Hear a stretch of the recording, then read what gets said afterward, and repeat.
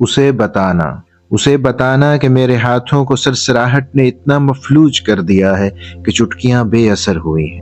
اسے بتانا کہ میری حساسیت نے بے وقت بے حسی اختیار کی ہے۔ اسے بتانا کہ خود کلامی کا مرحلہ بھی اسی سے باتوں میں طے ہوا ہے۔ اسے بتانا کہ اپنے ہونے کا بوجھ اب اس قدر بڑا ہے کہ میرے ہونے کے سر میں چاندی اگی ہوئی ہے۔ اسے بتانا کہ میں نے لوگوں سے بات کرنے کو نوحہ خوانی سمجھ لیا ہے۔ اسے بتانا کہ روشنی کا جواز یوں بے جواز ہے کہ میں دیکھنے کی طلب سے دامن چھڑا چکا ہوں۔ اسے بتانا کہ میرے ہاتھوں کی انگلیوں نے خلا کو زخموں سے بھر دیا ہے۔ اسے بتانا کہ میری آنکھوں کے گرد جو تھے سیاہ حلقے وہ اس کے غم کی عظیم نعمت سے سرخ ہونے پر مطمئن ہے۔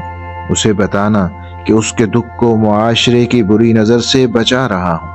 اسے بتانا کہ اس کے دکھ کو معاشرے کی بری نظر سے بچا رہا ہوں۔ اسے بتانا کہ اس کی فطرت کی پیروی میں لگا ہوا۔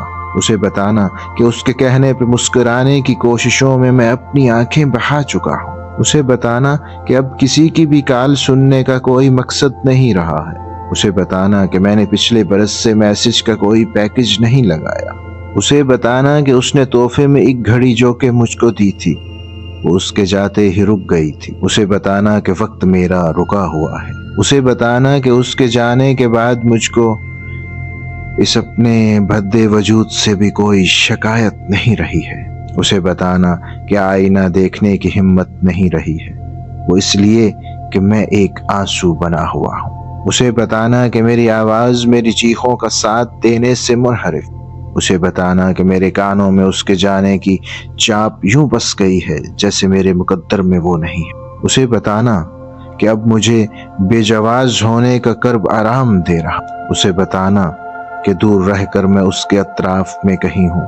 اسے بتانا کہ وہ نہیں ہے تو میں نہیں ہوں۔ اسے بتانا، اسے مگر کچھ بھی مت بتانا، وہ رو پڑے گا۔